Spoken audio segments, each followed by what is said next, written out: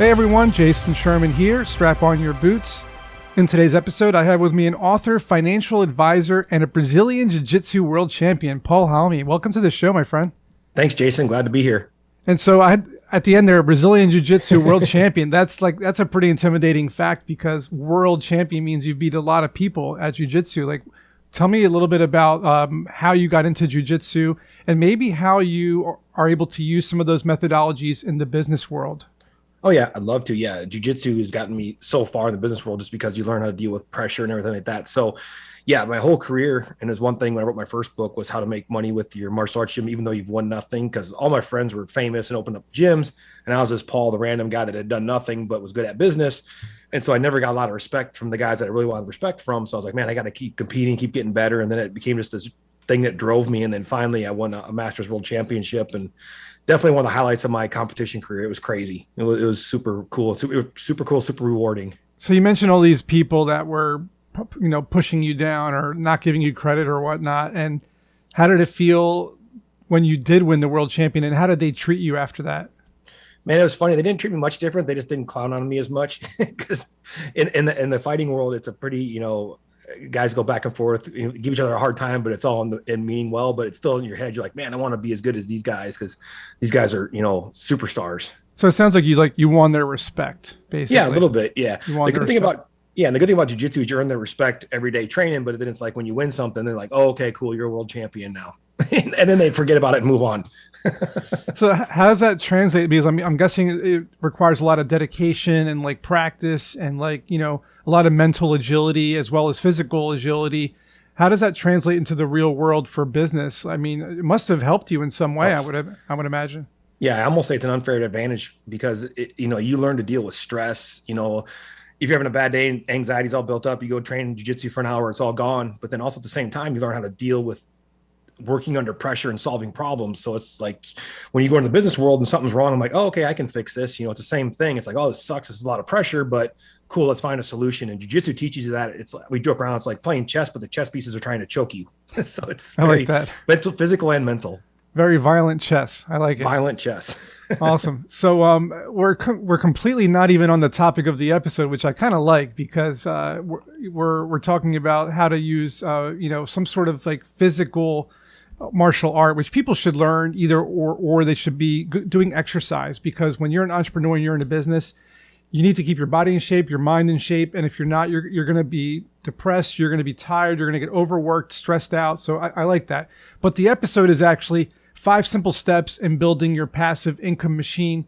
Now, most people who listen to my podcast or watching this, they know that earning your first dollar is the first step into even getting to a passive income machine.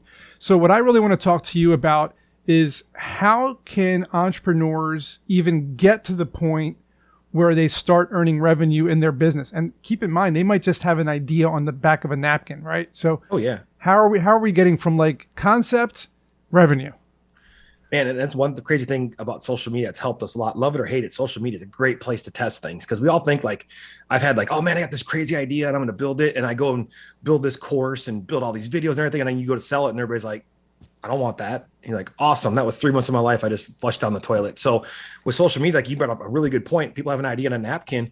You can go on social media and be like, hey, I'm thinking about launching this financial program for personal trainers. Would you be interested in buying it? And then you get people, if they like it, people are going to comment, oh yeah, man, I want that. I want that. I want that. And then 20% might buy it. But if everybody comments like, no, man, I don't really care about that. Then you're like, man, I don't have the right audience or I don't have the right product. So you can test a lot of things. And now that we can go into so many different areas where our passion is, I mean, you got guys making money, with comic books and blogging about baseball cards. I mean, stuff that when we did as kids was like, it was just a hobby and you collected, but there's people making a living doing this now.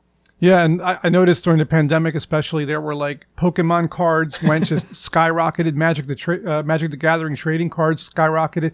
Action figures, like I went through my Star Wars figures and I was like, holy crap, my Darth Vader is like $3,000 or something. So it's crazy. Definitely things. What I think has happened too, and I think people have to realize this is time has gone by so quickly. To us, 1980, 1990 is yesterday, but it's really 40, 50 years. It's such a long time ago. So I like the idea of social media. I always tell people in my episodes, you got to do like A/B testing, right? So ads, and then figure out which demographic, which target market is really hitting those ads properly, and then maybe that's your market. So what do you think about doing multiple iterations of an ad to figure out who your market is? What do you do to do that? And what do you recommend someone does? Like, what's the best way to do it? Yeah, I love that. What we do in our business is we'll do like the one I did, just that costs you nothing to do. Just throw it out there to the audience. Like, hey, I'm thinking about doing X, Y, and Z. Would you be interested? And then you can get a feel for that. And then if you get people that say yes, you're like, all right, cool. Then you can go and you can use the Tim Ferriss model, which you go back to his 4-hour work week book. He talks about like that thing had like 5 different titles. So he went on Google Ads and ran an ad for each different title. And he picked the one that got the most clicks. And it was the 4-hour work week. So you can get crazy amount of research done off not spending much on ads. You can take the same ad and use a different headline and see which one converts. And that's going to be the one that, oh, hey, people really, my audience jives with this message. Okay, so switching around headlines is one. I'm assuming switching around graphics is going to be another too, right? So like 5 different thumbnails. When you make thumbnails or graphics for these posts, what are the top 3 things you have to make sure you do? And top 3 things I would say if you're making an image like the thumbnails like that is, having as much text as you can in there, without depending on the platform, like that you have a little bit or not, because the text also helps stop the scroll because it's all you're trying to do on social media. You're interrupting somebody. They're not looking for what you're offering. So you're trying to interrupt them with something. So out of ours, like in the MMA world for the gyms, if we're running like an ad for kids, we're going to test like a picture of kids by themselves, kids with an instructor, kids winning medals, kids getting awards. And then it's like, you see what the people want in your area. And it makes a huge difference because then when you find the winners, then you just put all the money behind that thing and let it run. Makes sense. And that's pretty much like startup 101 is A/B testing and trying to figure out, so once you figured out, so let's say we did the 5 of them, right? You got the kids winning awards, kids fighting, and you realize that the kids fighting is the one that really hit your market. What do you do next? So next you got the image headline, then it's the offer. We'll test different offers like a free week or a free class or a free confidence session, because the offer is going to be the thing that's going to push the person to move along. Okay. So is this considered part of the simple steps to building your income? Is this like, so you're talking about figuring out your target market through headlines, graphics, and then are these part of the steps?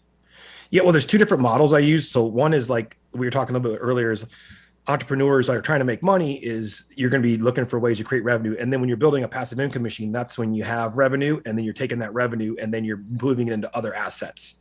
So yeah, it's like multi-leveled approach. So right. It's a lot of fun. Well, most of the people that are going to be listening to this haven't even gotten to that first level of income, right? So we want to figure out is how to get them that first level of income. And it's tough.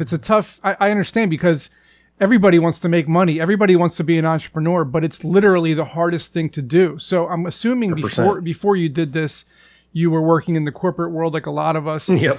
Okay, so what was it like, the transition? How did you actually transition into entrepreneurship? Did you just do it overnight? Did you do a part-time on the side? Like what did you do and what do you recommend to people to do? What I highly recommend is what I did is find somebody. So for me, I was working in corporate America and my friend was running an MMA gym and he was trying to get in the UFC, which I didn't have aspirations to be in the UFC. I wasn't good enough for that because those guys are on a whole nother level. But I was like, man, I really like this. This guy's got a lot of freedom. He can travel. How do I do this? So I started volunteering to work for him. Like, hey, can I work at your gym? And help out. I know you need help. And it's like, okay. So then I got to see how the gym worked. And I'm like, well, man, maybe if we did this, we could get more customers. And he's like, oh, okay, cool, go try that. And then he started making more and more money and he kept having me do more and more things. And I was like, man, I really like this.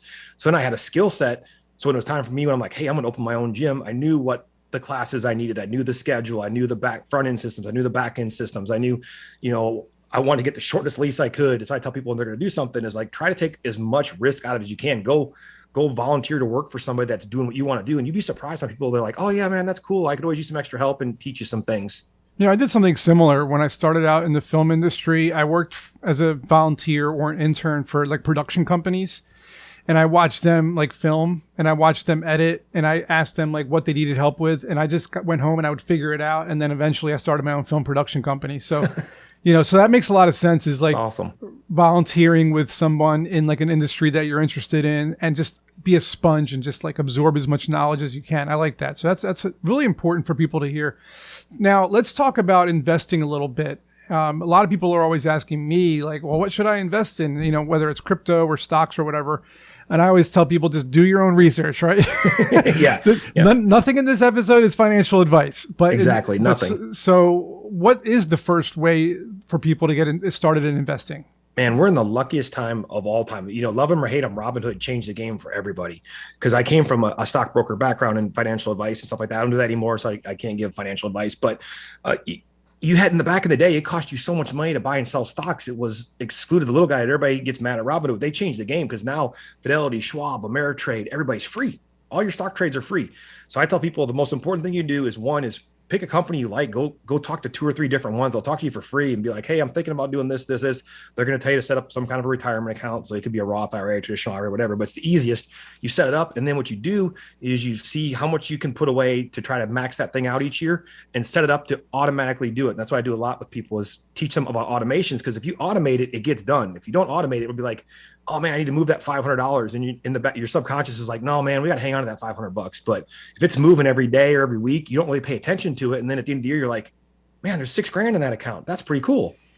I always tell people this to just have a set amount that they can afford to invest every month. And just like you said, just have it automatically sent to. And another thing, people, as soon as I say Roth IRA, I say get a broker, do this, that, and the other thing. They kind of get a little like intimidated because they don't want to deal with the intricacies of that, maybe filling out paperwork or whatever it is. And then I say, dude, go on TD Ameritrade and just put your money into the S&P 500. It's the easiest thing in the world, and let it sit for 20 years. Don't touch it. Forget about that money. I don't think people understand how that works or why it's important that maybe that's a good. So what I'm saying to you and what I want you to tell people right now is, why is just putting, say, $250 a month into the S&P 500 a smart idea? Man, it's genius. You Google Warren Buffett, and that's what he talks about. I mean, you can't argue about him being one of the richest men in the world, one of the smartest investors of all time. And he's like, most fund managers can't beat the S&P 500. He says, you pay extra fees for all this stuff. Everyone's, oh, I'll beat the S&P 500. Hardly anybody does, because a lot of people that are new to investing, they don't understand things. The S&P 500 stands for the top 500 stocks. So people are managers. It's not like it's just sitting there. It's like, these are the 500 best companies. And every year they're like, okay, these 10 companies suck. You're out. We're bringing in 10 new. So they're constantly doing it for you. And then if you dollar cost average, like you brought up a great point, I tell people is you don't sell, you have a 20-year time frame, and you just put money in every month and go, oh, keep going, keep going. That's what I always tell people. And it's funny that the 10 companies out and the 10 new companies getting put in means you're always getting the top 500 companies. And I think that's something that people don't know, because I certainly did not know. And I learned that during the pandemic from doing research as to why it was so good to invest in the S&P 500. And it said because they keep knocking out the bad companies. And I'm like, so you're always going to win. Yeah, it's crazy. It's a no-brainer, right? It's so tough to beat. Even Buffett says it, and he's an active investor. He's like, no, man, S&P 500. So what do we tell people that are just starting out as entrepreneurs? Like, let's say they're in their 20s or even their 30s, and they're just starting to get into the entrepreneurship mindset. I want you to tell them, as kind of like a closing statement, what should they put into their mind? What should their mindset be when it comes to like belief about money, belief about income, belief about being too late or too early or whatever it is? What do you tell people to like motivate them to be like a passive income strategist? Man, the biggest thing is forget the limiting beliefs that your parents gave you or family gave you, because they just scared. They don't understand things. They want to pass down the same thing their parents told them, that money's evil, rich people suck, we can't afford this, stuff like that. It's not you can't afford it. It's how can you afford it? So if you're looking this and this and you're an up and coming entrepreneur, like I said earlier, find something you think you want to do, go do it. And you might hate it. I've tried things where I'm like, oh, maybe I want to start this back in the day, and I do it and I'm like, this sucks. I'm glad I didn't start this business. But find stuff you like, and you're going to find that thing if you volunteer and be like, oh man, I really like this. And you start learning how to do it. Then you find the guys who are winning at it. You're like, hey, can you do this? And a lot of times you can find coaching programs where the person's doing whatever. And you're like, hey, I really want to do this. And they'll give you a roadmap. And then you're like, oh, cool. This is awesome. And then you just start building on that. And then you build good, especially if you're younger, start building good money habits now. Talk to your tax person, get an IRA, put money away, build an emergency fund, and just go after it, because the sky's the limit. Once you get into entrepreneurship and you can break past that first year or two, you get so many more opportunities that open up to you. Love it, Paul. And where can people find out more about you and what you offer? Books, services? Yeah, the best place is Instagram, honestly. I like that place. It's a happier place on social media. It's true. Just go to Instagram.com/PAUL HALME. That's where I like to hang out, post stories, give away free content, stuff like that, because it's just a happier social media platform. Yeah, I like it there too. It's visual. It's visual, and it's less trolls and comments and all that other stuff. I got it. I like it. Awesome, Paul. Thanks for coming, man. And hope everyone enjoyed this episode. And as always, that was fun. Cool, man. And we will see everyone in next week's episode.